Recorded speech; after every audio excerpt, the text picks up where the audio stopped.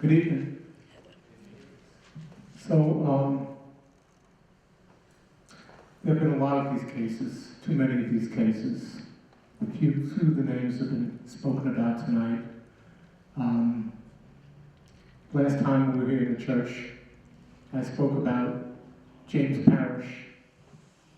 This was a man here in this neighborhood who was killed by the police about 3 decades ago, maybe 4 decades ago, which was the first time this type of police violence, racist police violence, really came to my attention. So many cases, so many cases, so many lives lost, so much racist violence. What can we do about it? So we have a petition. The petition is not going to solve the problem. Petition is a vehicle for you to speak to your friends, to your neighbors, to your co-workers, people who are parishioners with you at a church, people who are tenants in your building. Whatever kind of organization, whatever friends, whatever acquaintances you have, bring it to their attention. Because we want to say that enough is enough, that something has to change, that we cannot keep living in the same old way. So we have this petition. We're going to ask you to please take some, pass it out, give it to your friends, have them pass it out, and we want this to build exponentially. One person talks to one other person, 2 people talk to 2 people, 4 people talk to 4 people, and soon you have a movement going on. Jabril mentioned, I'm on the board of DC 37 Retirees Association. It's an organization that is organized mainly around the issues of retired city workers. That's its mission. But many people in the organization understand that they could be sitting in a church like this or some other setting, that they could have been the mother of a child killed by the police. They could be the grandparent of a child killed by the police. So they can relate to the struggle going on today for Kyam Livingston, for justice for Kyam. So when I went before the organization I'm a member of, they agreed they would support this case. And that was a good thing. We got a lot of petitions signed. People have come out to some of the rallies, and that's a good thing. But we need more. So members of my association are members of other associations. We have people who are part of LACLA. What's LACLA? It's an organization of Latino trade unions. We have members of the association who are members of the Association of Black Trade Unions. And we ask them to go there and reach out and have those organizations take a stand to demand justice for Kyam Livingston. But not just for Kyam, for every victim of police violence, because we all understand it's part of the whole. It's part of the whole. So if we reach out in that way and try and get that movement within organizations to other organizations, building with people whose interest may not be on the face of it to take a stand against racist police violence, but they can see that their issue is the same. Their lives are intertwined. When I say this is an issue of racist police violence, certainly Kyam Livingston, a beautiful young black woman, I say young, 37 years old, because she's young to me.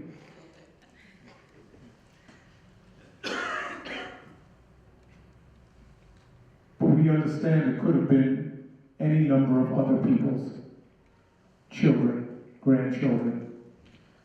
and that we have to take a principled stand to unite, because we're all a need a kneel. We are all a need a kneel. We're facing the same battle. We are all a shaman, right? It could be our sister. It could be our brother. So we know that there's a basis for having that kind of fight back.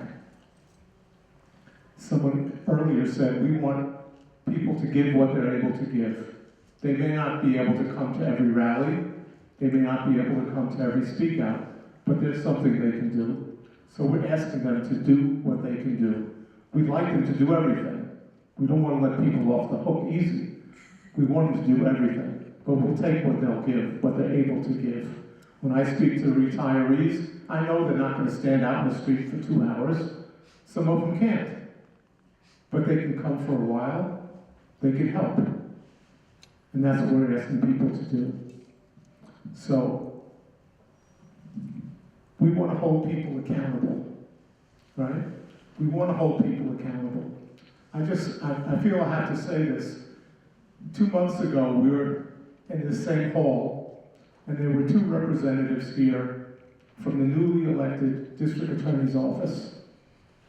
And they came here, and they say they weren't able to comment on the case just yet. They were here to find out more, and they were willing to speak with their family.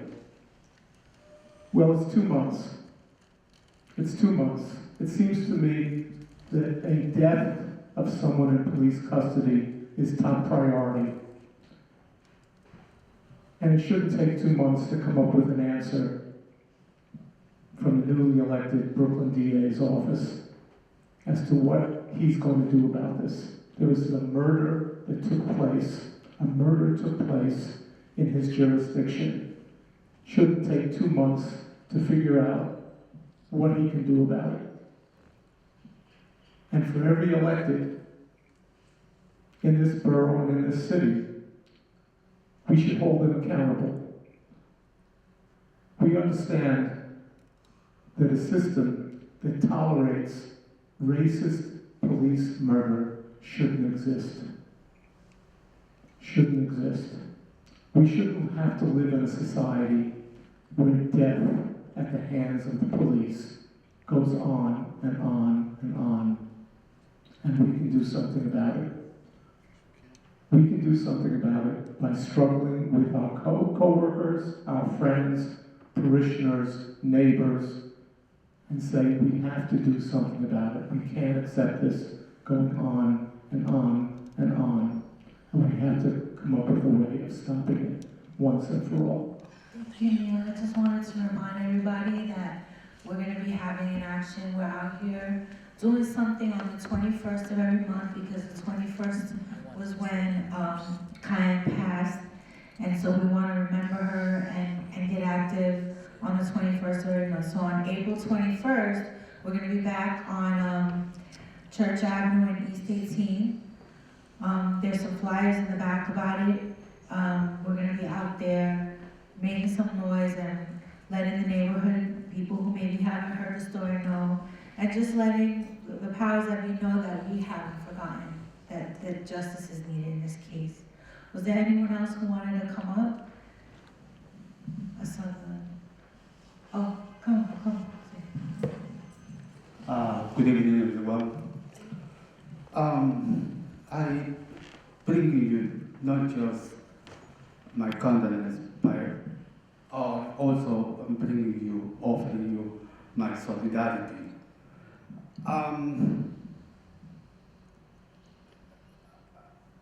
I live in a country that was conquered by a civil war back in 1970. I came to this country undocumented, not illegal, undocumented.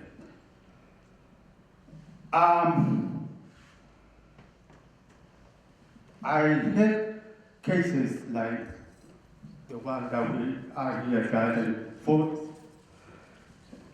that happened to undocumented Mexicans. Immigration, another form of police, killing people just because they are what they call aliens. There is nobody that is accountable about those killings.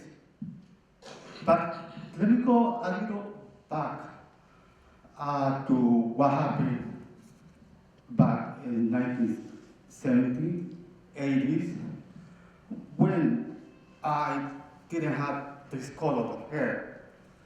And I even didn't have this one, okay? So at that time, I was full of energy, and I had the opportunity to meet so many young people who have dreams. Their dreams were to become adults, but they were either killed by bullets that were sent by this country, this imperialist country that was financially sending money to dictators such as Pinochet in Chile, such as Napoleon Duarte, who is already dead, in El Salvador, from which country I am from. And many people were incarcerated, disappeared, killed. At this moment, there is no one that is accountable for that. In El Salvador, they're talking about 75,000 people being killed. In the civil war, for what reason? To defend the profits of those who have money. So, this is not just because I want to mention this. This is to say that people from Chile, people from Africa are in the same boat as you are, because they have so many members in their family who have been killed by repressed policemen, fascists, dictators, representative of imperialist, each imperialist entity, US, United Kingdom, the Soviet Union or Russia, whatever you want to call it. So we are together in this boat. And then I'm bringing this, I guess, since I'm a person who is undocumented, who have heard so many people who have been killed by either immigration, by the army, or by the police here in New York. I'm bringing you my solidarity and condolences to you. Thank you. Thank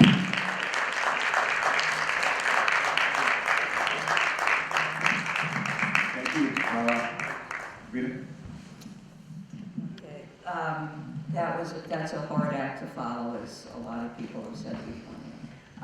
My name is Rita Pearl. I'm also from the First Unitarian Church in Brooklyn, and on the Social Justice Committee, and I'm active in the Justice for Kyam Committee. And I would like to let people know about an event that we're having at our church, which is on Pierpont Street and Monroe Place in Brooklyn Heights. In 2 weeks, Saturday, April the 5th, we're having a forum on police abuse. And it's open to the public, and we are inviting everybody. We're inviting everybody to come, and Diane will be one of our speakers. We'll also be having a speaker who'll talk about illegal surveillance. That's somebody from the Muslim community talking about the illegal surveillance they've been doing there, and somebody from the Center for Constitutional Rights. And Jabril? That was just a short announcement because, and there are flyers in the back, sorry, flyers in the back. I was just asked to ask for Andrew. Buongiorno. Thank you very much. Yes, as folks from First Unitarian are coming up now, I'm also from First Unitarian Church. I've been coming to a number of these rallies and speak-outs now, and I see that folks from the community have come out in rainstorms. Folks from the community have come out in snowstorms. Folks from the community have come out when it was extremely cold. And folks from the community have come out on beautiful days where we're all tempted to go out and do something else. And we've been taking our time and coming out here because this is important. Something happens to, a terrible injustice happens to Kyam Livingston, it happens to all of us. And all of us at First Unitarian, all of us in this community. I'm from East Flatbush myself. I live with my wife and 2 kids. My son Daniel is almost 8, and my daughter Lily is almost 4. We adopted them from Ethiopia about 3 years ago. And, you know, it's bringing them up. You know, you might find me on a Friday afternoon in a Barnes & Noble during my lunch hour, or a library trying to rummage through the books and trying to find something with the black children in it to bring home to my kids. And that's not the easiest thing in the world to do. I thought it would be a lot easier than it was. I also buy them books about history, books about Martin Luther King, written for children that could understand. I recently just took out a book about the sit-ins at the lunch counters. A nice story, a fictional story where they talked about some of the real people that were there. And you know, my son now, who's getting a little older, he's starting to ask a lot of questions. And it weighs very heavily. The first thing that weighed heavily on me when I adopted them was, of course, the fact that anyone who knows about international adoption knows that there's a lot of corruption. And so, you know, you kind of gnawed at me. I had to really make myself comfortable that was, you know, not something that I'd have to worry about. I was fortunate to be able to get a lot of information about my kid's situation and know that their need was legit. You know, now I have this other situation where my son's asking me a lot of questions about what kind of country he's living in. There's one time he thought to ask me, are the police good or bad? It's not an easy question to answer. You know, I wouldn't want to live in a country where there was no police, no one looking out for the public safety, but I can't look him in the eye and say, you know, everything's fine. Am I hearing all the stories from tonight? I can't tell him that, you know, if you ever have a problem, you know, find a policeman because he's going to be your friend. I can't do that. And, you know, it's hard. And I think that the next thing that gnaws on me on this is that I'm not going to have all the answers for him. I just can't. That I'm going to have to sort of release him to the wisdom of you know, African American men from my church, or maybe to some of you. Because as a parent, and as a white man, I will never, you know, I could be walking around with pot in my pocket all the time, and then, you know, 10 years, I could just have it in my pocket constantly, and no one's gonna come up to me. I'm completely secure doing that, and I don't, in case anybody notices, but it's a serious issue. I'm sorry, I made a silly joke out of it, but it's something that, you know, my kids, basically, I adopted them from a country where black people have ruled from the very beginning, essentially from the beginning of time. There was maybe a 2-year occupation during World War II, but besides that, you know, black folk have always ruled their country. And I brought them here. Well, yes, there's economic opportunity. Well, yes, there's food. Well, yes, there's now a roof over their heads that's secure. But, you know, what are they growing up into? And you know, when I hear what happens to Kyam Livingston and to all the other folks that we told stories about tonight, it scares me. It scares me as a parent. And one thing that just, you know, gives me hope, though, is to see this community, to see people of all different colors and different backgrounds coming together and saying that if something happens to one person in this community, it affects us all.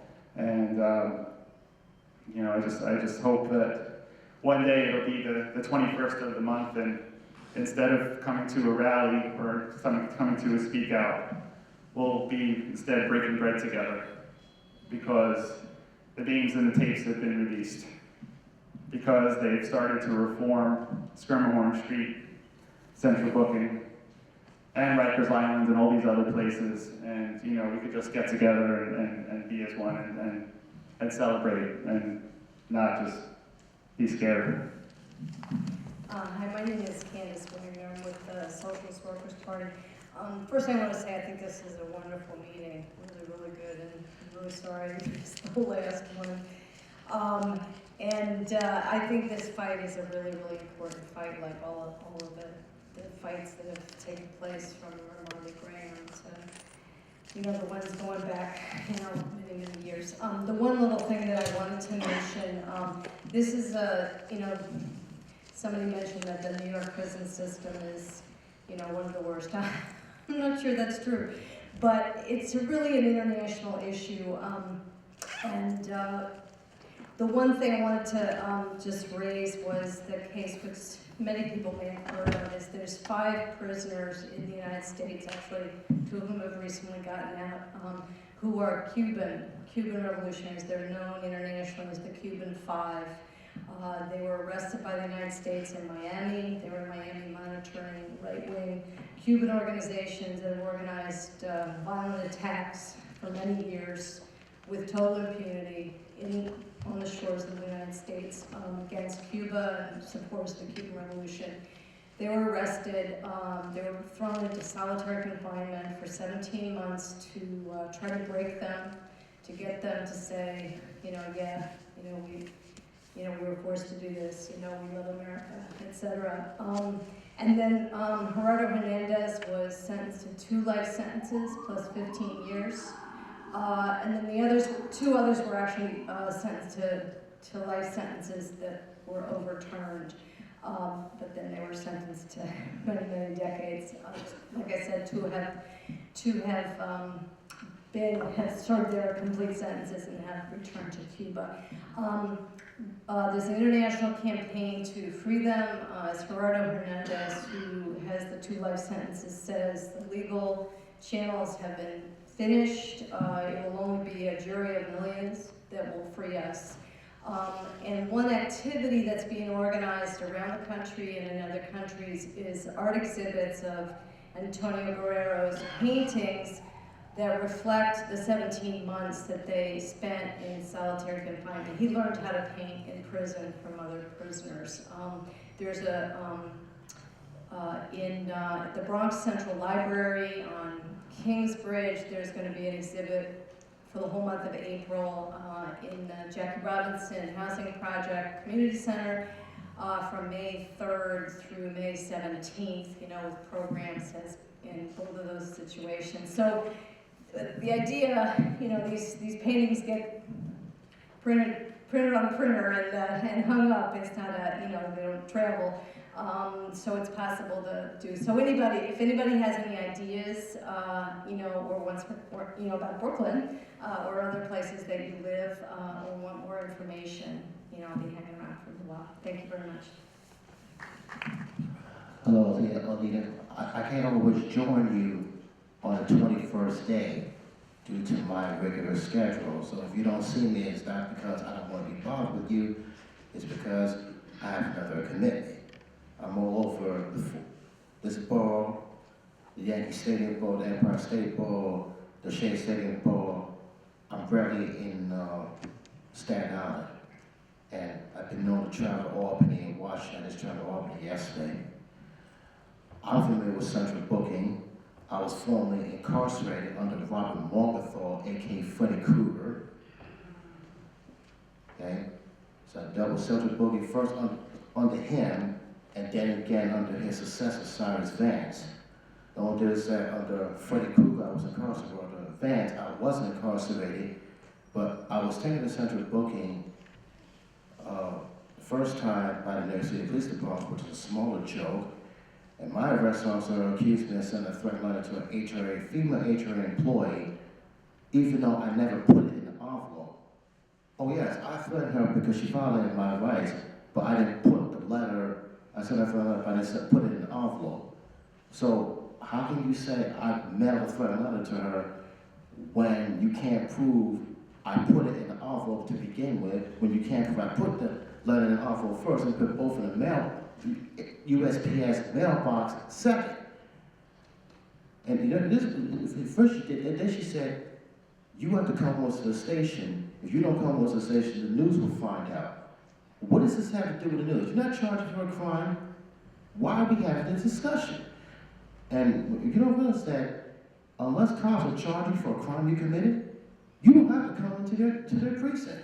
They may drag you anyway, but you don't have to come into the precinct, especially if you don't have a lawyer. So if I come with you, it's a courtesy. I don't have to come with you to your precinct unless you charge us evidence that you charge me for. There's also unless there's evidence, unless you can prove I committed a crime, that's what I should say.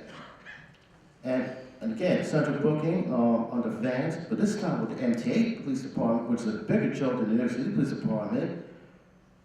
The person I oppose is 2 times my size. He said, you have to come with us. Didn't say he was charging me. And right before he ambushed me, he deactivated my reduced fare metro card because according to him, I committed a crime through for us at Manzanar, and he figured that was the only way he could find me. I supposed to commit a crime March 18, 2012, the day before my uncle would turn 62, and yet you arrested me on April 27, 45 days later, which is how long you wait before you receive welfare assistance, public assistance. So you couldn't find me, so you deactivated my metro card, and then you said I had to come with you, yet you didn't prove I committed this crime. I returned to 100 Center Street 5 times. After the 5th court date, the case was dismissed by reasonable doubt. And also, Cyrus Vance, while I was waiting, Cyrus Vance didn't, my female lawyer filed a motion for me on June 29th, and he never answered it within 30-day cap. He was supposed to answer it by July 29th, but that day was celebrated on Sunday, and I found that we appeared in court, and he still hadn't answered. And that appeared returned on September 20 and November 20. Cyrus, I couldn't stop you from getting reelected in 2013, but I'll nail you in 2017. Yeah, I'll definitely nail it. And as far as Freddy Krueger goes, on January 20, 2010, 8 days after my 3rd anniversary, he joined a law firm which lies in Manhattan. And in the last 2 years, I contacted the law firm and told him how he treated me. I faxed him letters and I said he should treat that as a birthday present. He was born July 31, 1919. So if he's still living on July 31, 2019, he'll turn 100. But he'll still look like Freddy Krueger, the older version. And we have to think about all of the waste in the system, all of the people who, like you said, go to court 5 times in order to get a case dismissed. I've been one of those people. Being part of Cop Watch, I'm not sure if everyone in this room is aware of the role that Cop Watch plays, but you know, we've been organized for over 10 years, basically organizing volunteers to go out in the community and watch out for police violating people's rights. So we have several active Cop Watches now. There's one in East Flatbush, there's one in Bed-Stuy, there's Bushwick. We have a Cop Watch in Jackson Heights, in Harlem. I mentioned at East Flatbush, and several other places, but the idea is that we have to stand up and start watching out what these police officers are doing because, you know, as we see, when it comes down to their documenting what happened and, you know, what time someone was arrested and who went where, those things get messed up a lot and in a way that's unacceptable. And so we gotta have our eyes on the system, you know. For people who are interested in Cop Watch, there are a couple of members here, myself and this brother right here with the hat. So just please reach out if you want to find out about getting involved with Cop Watch. We're going to get ready to close it down. Actually, hold on, we got one more. My name is Carlin. I'm with St. Mary's up in Harlem. Ms. Anita, our hearts and our prayers with you and with your daughter. It's funny, I haven't officially introduced myself yet, but I was at quite a few of the marches. I remember the first one on the 21st one, and I will never forget this.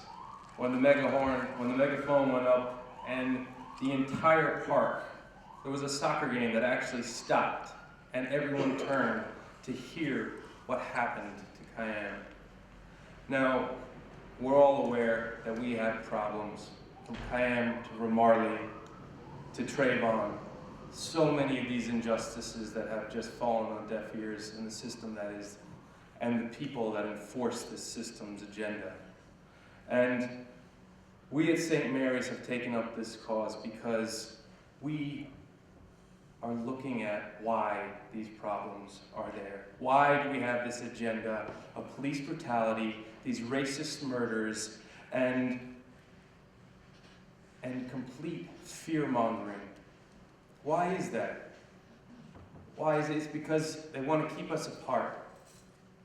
They want to keep us apart and they want to keep us subdued. Why do they want to keep us apart?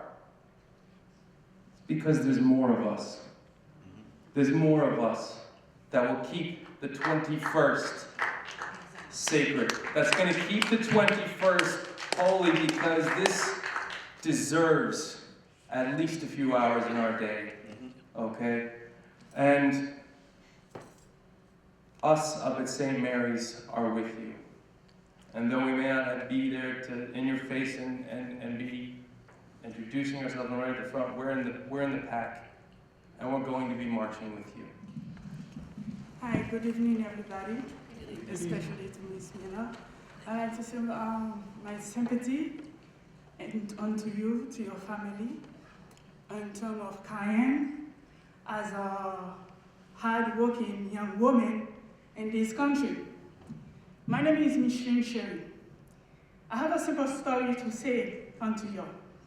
As Kyam, as a mother of three children, feeling Ms. Miller pain in my heart as what happened to me as a mother, as what happened to me as a hard-working woman in this country.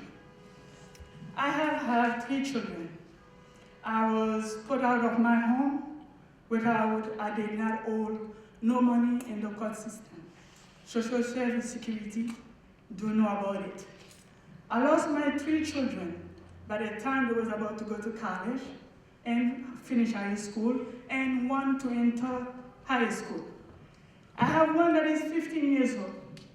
2010, I called 911 to request the pain that I feel that my son was undertaking, maybe drugs and stuff like that. I called for medical health attention.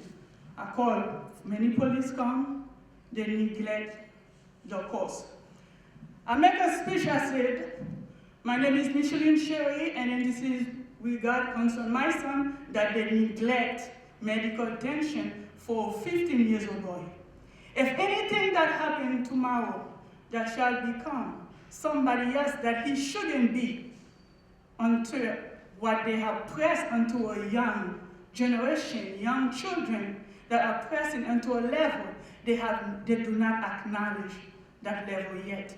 So I do not find them guilty. I find that those that know the law in the United States system, which they represent the young generation, the young children, are the #1 in this country. As I look back, when I'm working, when I don't have time to watch TV, working hard, I always find a young black man, male, killing, get shot. It's so much painful. But okay, but I feel the pain of those young men going down by the police system. I feel this pain, but I say to you, as the brother said, we feel like we do not have no one. Yes, we do. Dr. Martin Luther King Majesty have died for true justice and peace and love. And then I have found that. I come in this country since I was 14 years old. I have went through so much pain into my heart seeing people suffer for justice.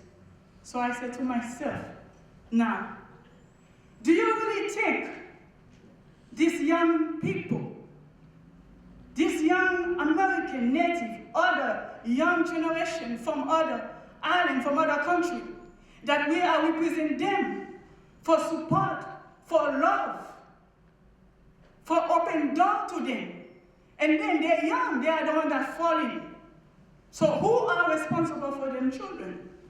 We as a parent, we as a community, we as the law, we as the policemen that are highest, we respect, they are responsible.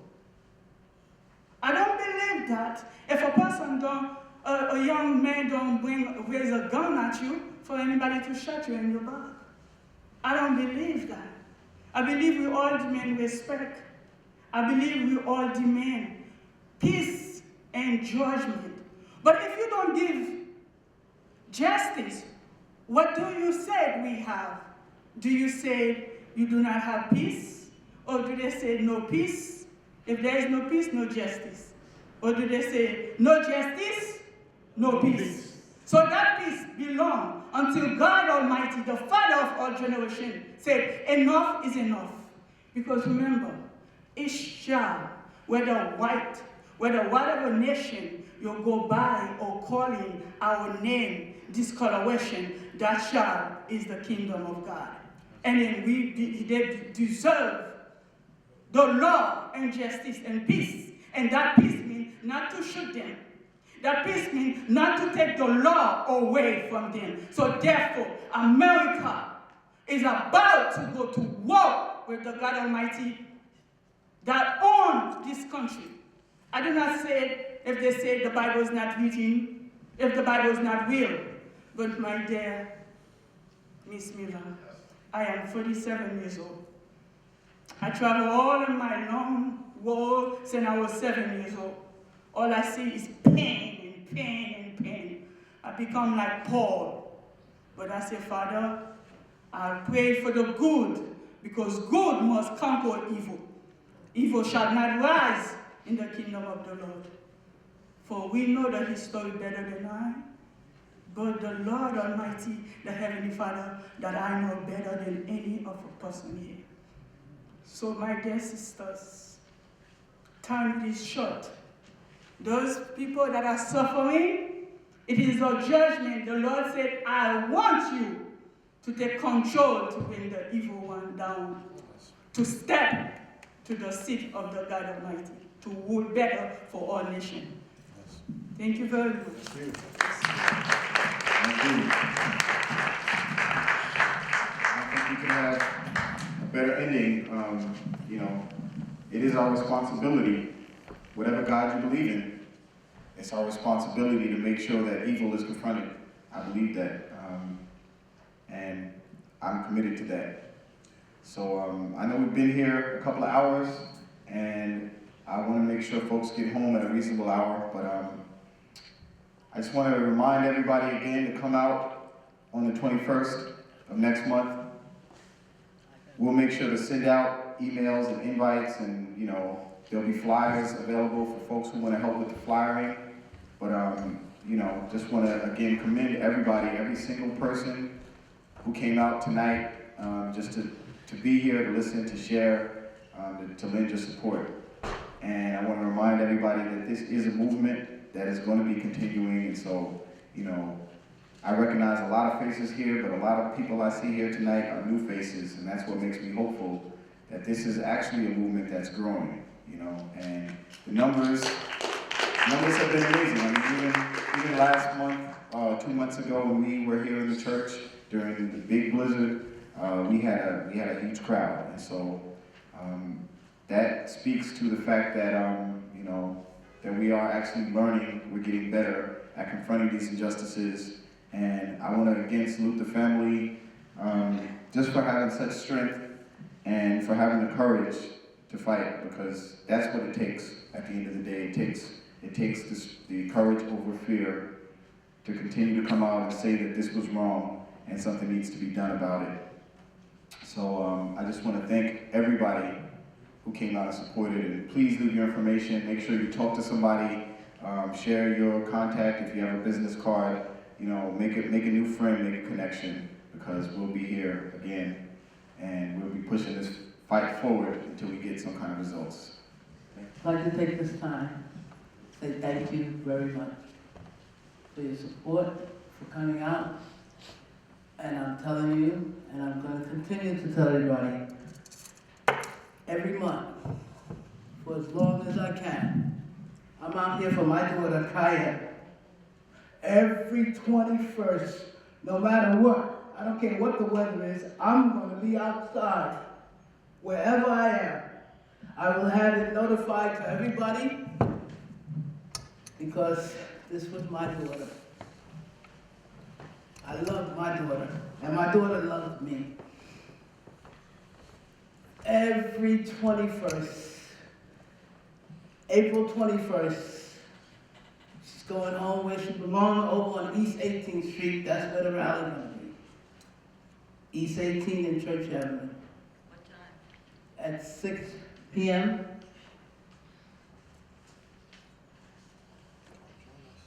June 21st. It's my birthday. I'm gonna have to celebrate it differently. But I believe I wanna be on East 18th Street also. But that's gonna be a big day, because I'm gonna try to do an all-day thing. It's not gonna be at night, I'm gonna start in the daytime.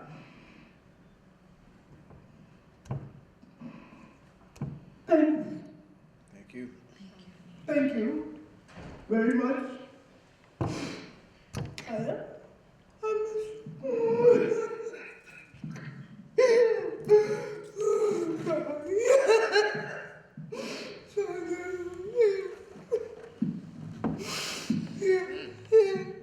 Come here.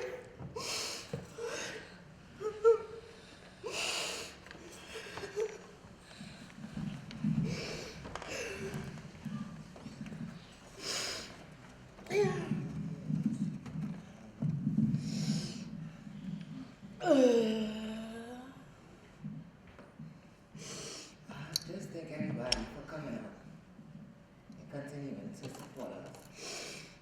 Thank you.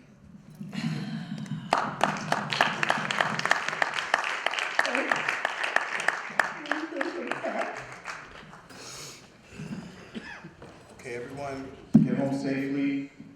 And again, make sure you make a connection. Make sure that you get some information, share some information, and show up on the 21st. We'll see you next time. Thank you.